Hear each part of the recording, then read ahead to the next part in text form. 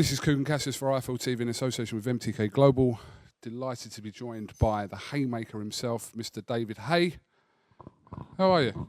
I'm very well. All is good. Life's good. Life's busy.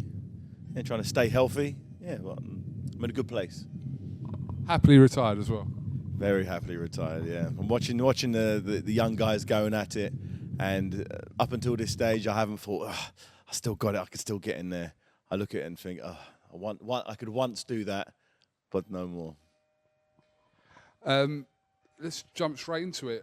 We saw a story in the last couple of days from David Higgins saying that the fight with Derek Chisora and Joseph Parker is quite likely not happening anymore.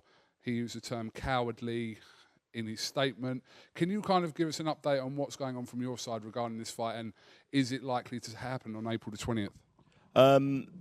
From my side, Derek is in preparation for a fight on April 20th. We've got no contract signed, or is no 100% opponent. We was hoping Parker would be that guy. Apparently, he's agreed with Eddie terms for a fight, and we was hoping he'd be the guy to jump in. But yeah, reading the comments, it doesn't seem like it. Can you elaborate any more on what the problem is with this fight and what?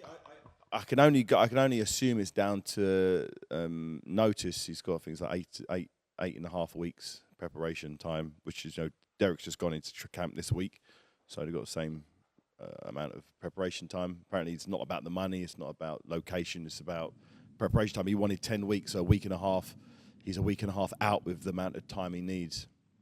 That's the only thing I can come up with why the fight isn't happening. It seems like a bit of a trivial reason not to have a big, massive fight in the UK that could really propel himself back into, for both fighters to propel themselves back into, world class and world title contention.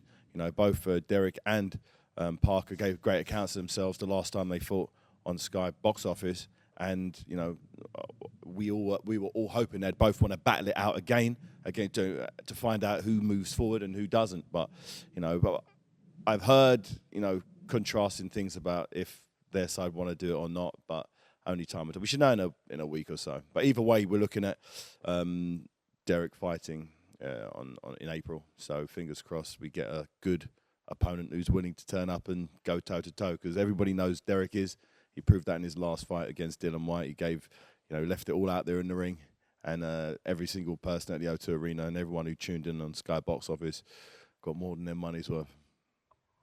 Am I right in saying that Higgins has suggested that you're delaying the fight not to give Parker's side a full camp? Isn't that the quotes from him?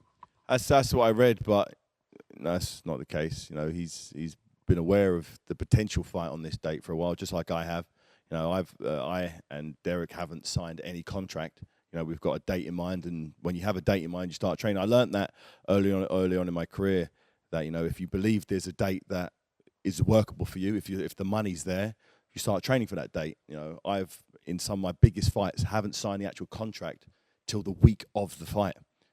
So you can't wait till the contract's signed before starting to train and get into shape. It's just something I learned early doors, and I believe possibly this was the same case when he fought Dillian Whyte. There was it was down to the reason why he didn't perform as well as he thought he could have done is because he only had 7 weeks or something like that.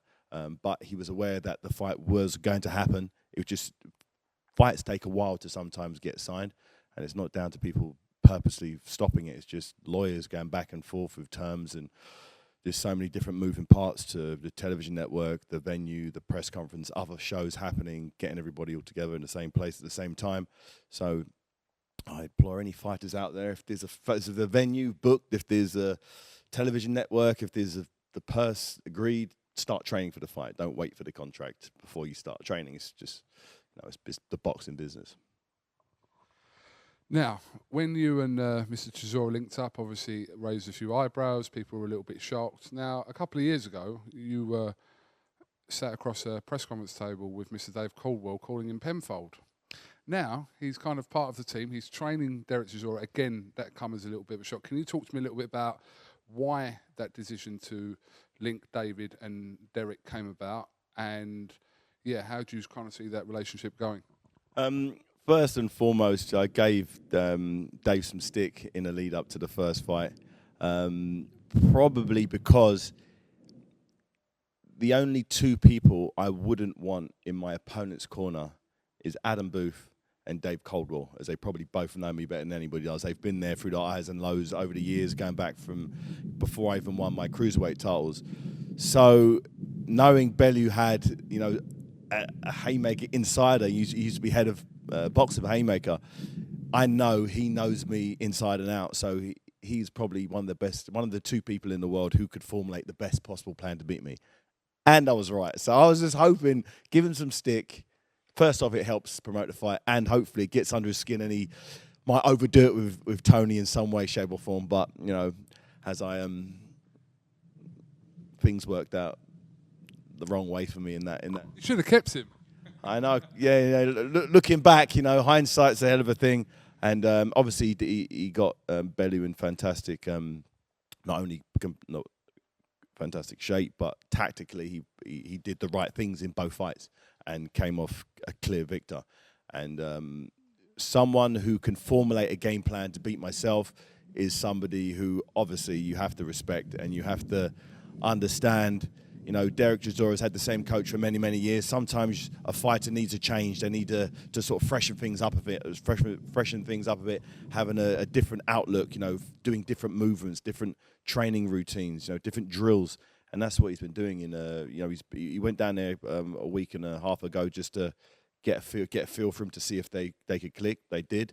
You know, he came back to London, and this week he's gone down there and he's really started to do some good quality sessions. And, you know, and I was watching a video just then of some of the work they've been doing, and he's looking good. He's enjoying it. He's laughing. He's training hard. He's sweating. He's doing all the things that a fighter and a coach working together for the first time need, and they're just forming that bond that hopefully go on to much bigger and better things. You know, Dave Coldwell did a tremendous job, you know, with Tony Bellew. I definitely feel he maximised his physical attributes.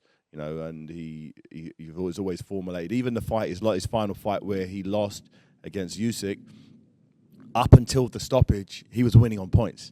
You know, he formulated a game plan for Tony Bellew to outbox one of the pound-for-pound best boxers in the world.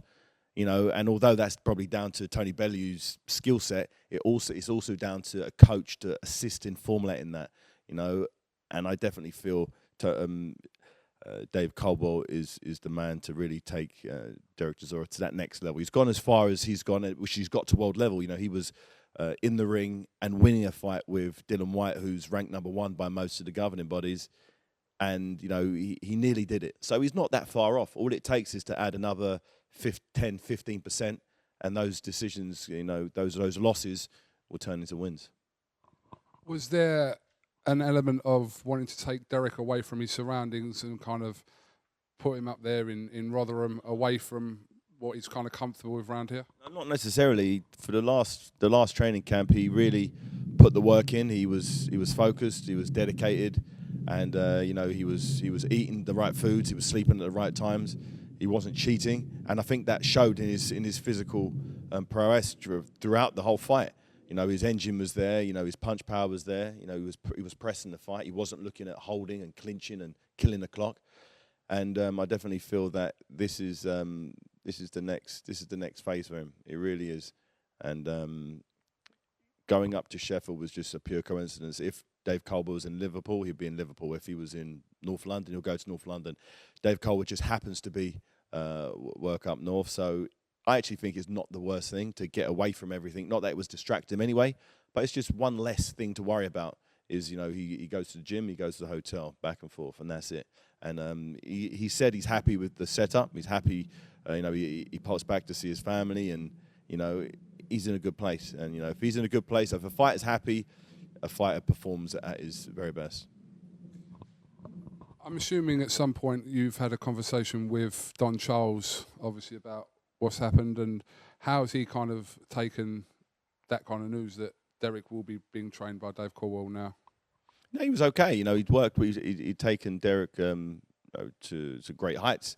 You know, I think Derek was his biggest fighter to date. You know, he's won every title outside a world title, and he not only has Derek improved throughout their journey together. So Don, they've both grown as coach and fighter, and he understood. He's got there's no malice, and he just hopes the best for Derek. He hopes Derek can go that one step further and claim a world title. It's a tough challenge. He's 35 years of age, and that some of the champions are all young. They're all much bigger than him. They're very, very strong and powerful. So he's going to have to do something very, very special to win a world title or a version of a world title. And he's doing everything he can do. He's got a coach who's shown in the past that he can take someone to the very best they can be in Tony Bellew. And I believe Dave Coldwell is the guy to get that extra few % out of Derek Chisora. If the Joseph Parker fight isn't to materialise for April 20th, can you give us any kind of inkling to kind of who is possibly your plan B and C to that date? I don't want to give you any potentials, but it'll be an exciting fight. Derek's willing to fight anybody. He's proven that time and time again. He jumped in there with Carlos Takam. He's jumped in there with Dylan White a couple of times. He's ready to go. And now that physically he's in the right place. In the past, he's jumped in fights and not been what I'd consider 12-round fit. He couldn't fight for 12 rounds non-stop. Now he knows he can. It just adds that additional bit of confidence to his game. Now he's working on his technical side to fine-tune his technique and his punch output. I just think it's, he wants to fight anybody. He wants the biggest and best fights that's going to catapult him into contention for fighting for a world title. This news obviously came out about 2-3 weeks ago now, but George Groves retired from the sport after a fantastic career, obviously ending his career having won a world title after 3 failed attempts beforehand.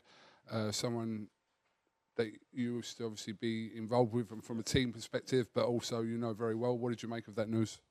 It was nice to see him go out on his own terms. It was nice to see him fulfill his potential. He won legitimate world titles and filled out arenas and became a millionaire, and he's now got his health and a beautiful family to sail off into the sunset with. And in boxing, it's not that often you hear a success story like that, and that was always the plan for myself, always the plan for him.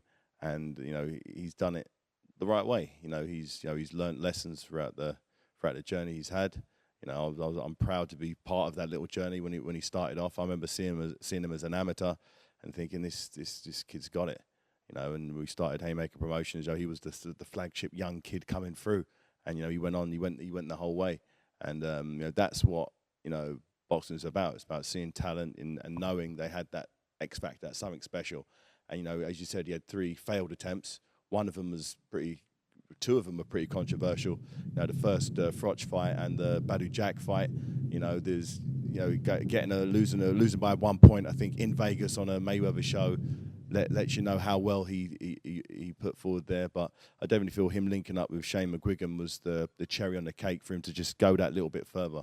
And sometimes a nice change in trainer or training camp or venues, where you prepare. You only need 5-6% difference to just get that little difference and win that world title. So when he won that, it was a beautiful thing to see. No one deserved it more than him. I've seen so many hard sessions by him over the years, behind closed doors that no one's ever seen. Hard sparring. So I remember him sparring, watching footage of him sparring Jacob Fragameni, one of my toughest opponents as a cruiserweight, and he was really putting it on him. I've watched him spar Dylan White. He sparred me untold rounds. He was one of those guys who at one point he didn't have a world title, but I knew he was way beyond world class. He should have been world champion before then, but he figured things out and he finally got it right. And he'll always be in the record books as a super middleweight world champion, as well and truly deserved.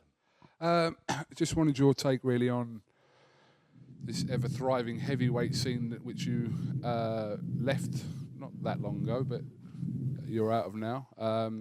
What do you make of Joshua taking on Gerald Miller? Obviously, Fury Wilder is up in the air, whether that's going to happen in their next fights. It's a lot of stuff going on at the moment. it seems a bit frustrating for the fight fans. You know, it's not as cut and dry as people want. People just want the best to fight the best. And at one stage, it looked like that was going to happen. It looked like we was going to get Fury and Wilder in there again.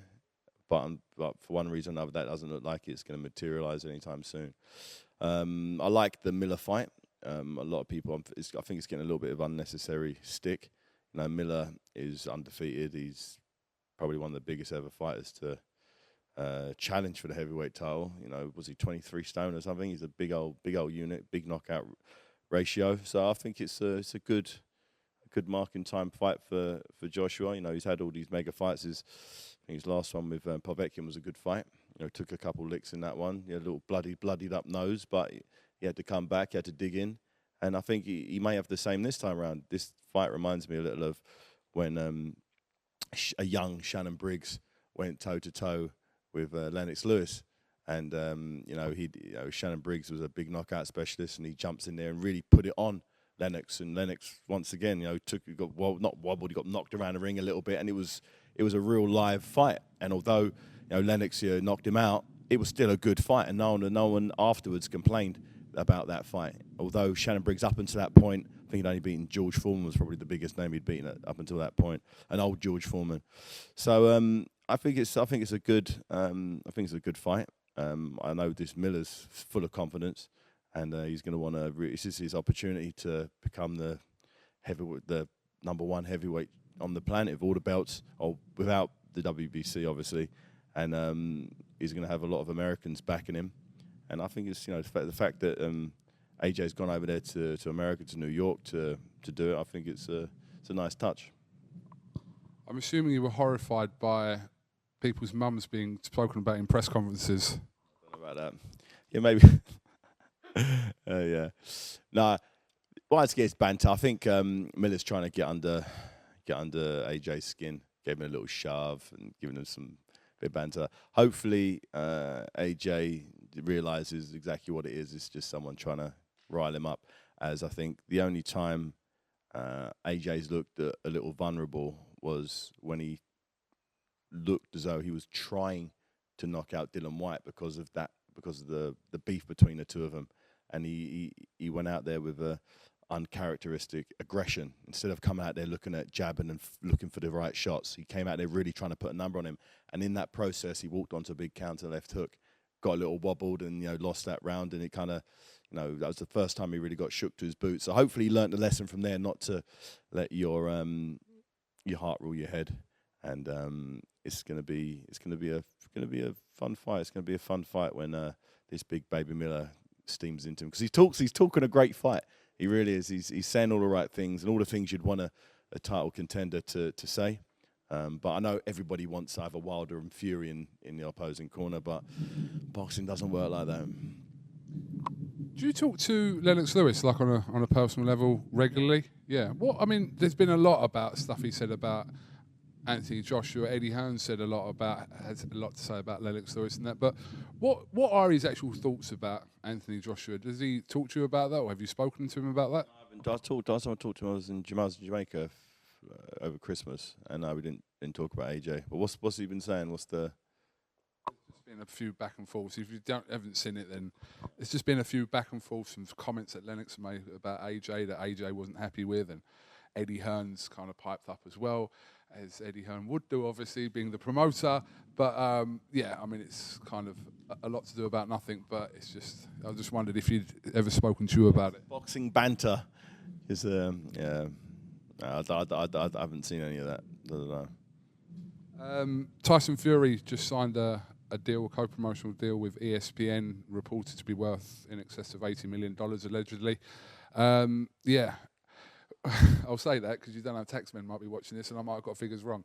So, but David, does this, in your opinion, Tyson kind of going with ESPN now? We have Wilder not coming out and saying the other day that he's a free agent and he's not kind of committed to anyone. Wilder. Is he? I don't know. I thought he was tied in with Showtime for some reason.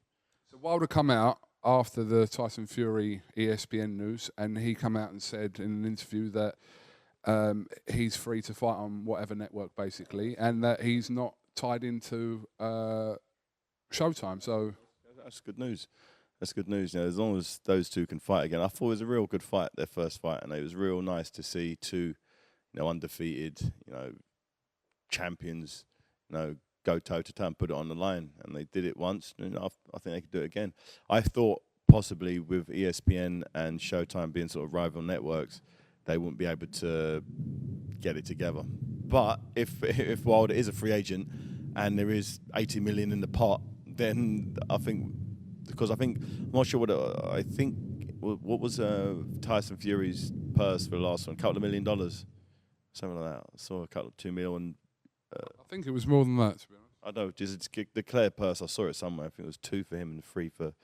You can check it up. And if that was the purse, then if they're talking about 80 million, then both fighters, gonna do very well. Do very, very well. So. But the fact that the top 3 heavyweights now in the country are with different broadcasters in the US. Okay, but Wilder is aligned with Showtime. He's not. He's come out and said he could do, but Joshua's obviously on a fight-by-fight with DAZN currently. They'll obviously be looking to tie him in. And now Tyson's signed the deal with ESPN. So in your opinion, if we take that Wilder kind of is with Showtime, for example, for the purpose of this question, is this making things more difficult to kind of make these fights happen, especially involving Joshua? Possibly for the broadcasters. But I remember Lennox Lewis and Mike Tyson were on rival networks. I was on Showtime, I was on HBO. And I believe what they did is they just screened the fight on both networks at the same time, concurrently. And you can either tune in for the HBO commentary or the Showtime. You just paid one or the other. And that was that. And I think it may have to come down to something like that. And the fans were happy. We all got to see the fight. We didn't care what network got paid what from the split. That's not our big. We just want to see the best fight and the best. And I think maybe it's going to have to come to. There's going to have to be some collaborations with these big, massive networks, which is real. It's hard enough one network putting on a show. What goes on behind the scenes, but to have 2 networks, rival networks, competing for who's going to get interviews first and second, and the promo rights, who's going to promote what network on what time. It could be a real headache, but it may come down to something as dramatic as to both 2 networks collaborating to make the fight that the fans want to see. That doesn't sound encouraging, to be fair, because it does. No, it doesn't, because it seems. I know it happens, and it's happened in the past, but I mean, it happened with Mayweather. That was the Mayweather Pacquiao and Tyson and Lennox Lewis. That was a big fight. They were both long-standing brands in their own right. They weren't new guys on the scene. They were Lennox Lewis and Mike Tyson in their prime. So if those guys were big enough to make it happen, Tyson Fury and Joshua, I think they can do it. They can do it.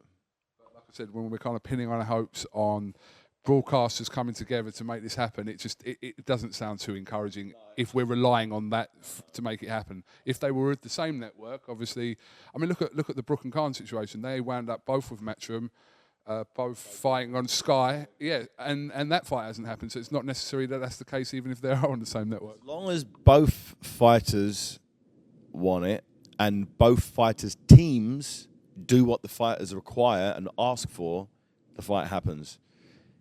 If one of the fighters doesn't want the fight doesn't happen. They'll find a way for it to fall through. If both fighters want it, but one set of team or both teams don't want it because they want to keep the gravy train flowing for a few more fights, then. Are you saying that from what you can see, what's going on at the moment? Can you see one of not the fighters, because you know as well as anyone the fight, but can you see one of the teams possibly not wanting to pitch their fire against one of the others at the moment? All you got to do is watch that last fight. Watch the fight watch it again, and if you're part of that team, whether it's Team Wilder or Team Fury, and you've got an opportunity to have 3 or 4 fights against lower opposition and earn $4 million a fight, or have a rematch with Wilder and earn $7 million for a fight. They're thinking, okay, I'm getting this much percentage. I've got that for 5 fights guaranteed. Or it's a toss of a coin. We got a draw last time. It was right down the middle. Fury got knocked down heavily. You know, what happened if we had like an English referee who, after seeing someone motionless for 6 seconds asleep, just waves the fight off? We'd have a whole different scenario. So I can understand, I don't agree with it, but I can understand why teams who make their livings from the fighter want their fighter to continue producing the pound notes and dollar bills. So I get it, I understand it, it's the boxing business. I just hope both fighters have a team who listens to them. You know, there's never been a case where I've wanted the fight and the team around me have said, no, it's not happening, or tried to get out of it. And if I want to fight, make the fight happen. You know, no matter how much politics are involved. If I wanted to get in the ring, this is the fight I want, let's make it happen. You've got to make contingencies from time to time. You might have to go to the ring second. You might get X amount of less of the worldwide TV. Whatever it is, you make the fight happen if you believe you can win. But that's not always the case. The fighters are one thing. It's just the whole team. And a lot of these fighters have agents, they have managers, they have co-promoters, two promoters. They may have, you know, the coach might say, oh, we don't want this fight because it doesn't work as well. So you could have 5 or 6 different organizations with a vested interest in the fight not happening. Not particularly with that fighter, but with a smaller, easier fighter to beat is what they'll go after. So this is unfortunately the boxing business that we're in, and hopefully the boxing gods are smiling down, and they'll give us another Fury and Wilder battle. Because the first one was great. I loved it, every second of it. David, not next month, April, should we say, Amir Khan travels out to New York to take on pound for pound, well, one of the best, if not the best, in Terence Crawford. Didn't take the Kell Brook fight in the end, but you can't really knock Amir. He's going out there to America, as he's always done throughout his career, to fight the best. Fight the very best. And people, you know, I've heard people say, oh, he's ducking this guy, ducking that guy. It's like, come on, he's gone to fight the very best in the world. It makes no sense. I remember when I went out to fight Jean-Marc Mormec in Paris in 2007. Everyone said I was going to fight him, although he had WBC, WBA, and Ring Magazine titles. They said I was ducking Enzo Maccarinelli at the time. They said, "Where are you going over there? We've got a fight in England." I was like, "Well, you know, I want to be number 1 in the world." He's not considered number 1. You know, he has a WBO title, but I want to fight the guy who's number 1, because when I'm number 1, I then have the marbles, I then can control the situation, or I then become an opponent to a champion and then have to sign a long-term contract to get the opportunity. So I rightfully went abroad to foreign soil because I believed in myself. You know, I probably could have got more money fighting in the UK, fighting Enzo first off, but I would have been locked in, and I've never liked being sort of locked into a contract, so I went and did it. And maybe Amir Khan feels the same. Maybe he feels he can become the best in the world and fight a killer, you know, someone who's considered by many as, you know, pound for pound, minimum top 3. Hasn't put a foot wrong. Looks very, very special. Very special. Silky, classy skills. But do not write Amir off. He's got crazy hand speed. He's one of the most awkward fighters, you know, and the only guys to, you know, beat him are big hitters, you know, guys with big power punching styles. And, you know, Crawford's very slick. You know, he's super slick. It's going to be interesting to see how Amir's how his speed matches up with Crawford's. It's going to be, I don't know how, I can't play it out in my mind. I just don't know, because both of them punch so fast, I just don't know what's going to happen. There might be some sort of glitch in the Matrix when the first bell rings, or you have to watch it in slow motion to see the punches landing, because Amir throws like 6 or 7 punch combinations in the blink of an eye. So it's hard to get around that. I remember, seeing some footage of him sparring with Manny Pacquiao, and Manny Pacquiao couldn't deal with his speed. They never actually got a chance to fight each other, but I know it's only in sparring. But, you know, everyone who's seen I think Ruben used to do Amir's strength and conditioning, Ruben Tabares, he was saying that, you know, his speed's insane, and, you know, people just can't get to grips with him. So let's hope that's the case in April. You've had some visitors from out of town at your gym. Tell us more about this? Yes, Sport 100. There's a Polish boxing federation, sort of sports federation, and there's a couple of good young fighters who I went over there and watched, and they've now come over here. It's kind of similar to the Amateur Boxing Association's Sport England deal, the lottery deal in the UK, where they find the standout amateurs like I was, and they fund the amateur boxer to then go to the Olympics and train full time, and that's what they've done. So they've earmarked two sort of very good young fighters, and they're here. I'm giving them some tips and some going through some training drills, and they're really enjoying it. So I went over there to Poland a few months back, and now they've come over here. So it's all fun stuff, and it's interesting seeing the new generation of amateurs who could potentially one day turn professional. Interesting stuff. I'm not sure when this interview is going to go out. Today's Friday, so I'm not going to speak to you about DeGale or Eubank, which is tomorrow night. We know it's a great fight, but I'm not going to ask you about that just in case this goes out on the Sunday. Then it's not going to make any sense what you're saying, if that makes any sense. Okay. Okay. David, thank you very much for your time. It's quite a long one, wasn't it? You said you was going to do a 2-3 minute interview, and here we are. How many minutes is that? 4 minutes. Yeah. Okay.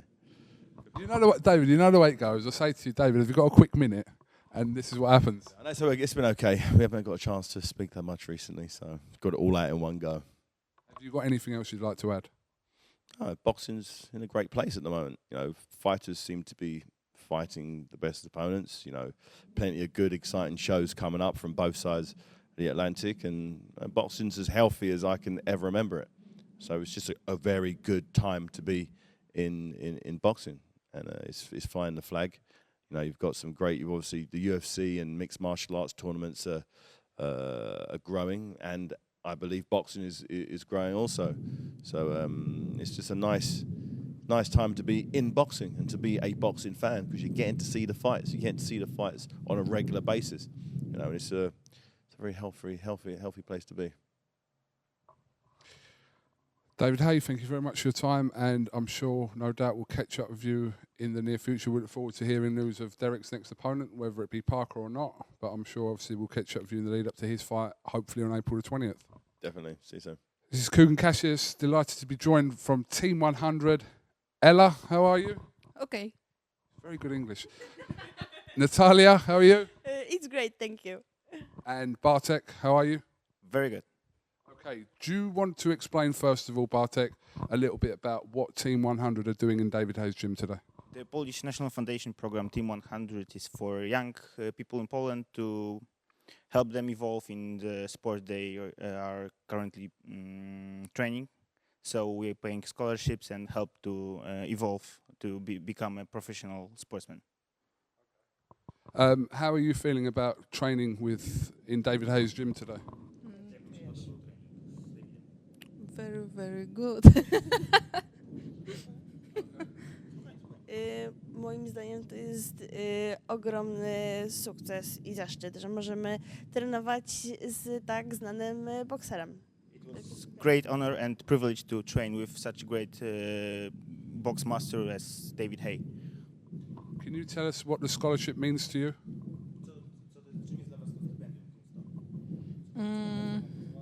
Otwiera drogę do Igrzysk Olimpijskich, które odbędą się w 2020 roku i myślę, że pomaga strasznie dużo. The scholarship opens the door to the Olympics. That's the easiest way to say what is the Team 100 for the girls. It's the help to train and to focus only on training, not the other stuff. Just final question, what do you think about the state of women's boxing at the moment? Is it in a good place, you believe?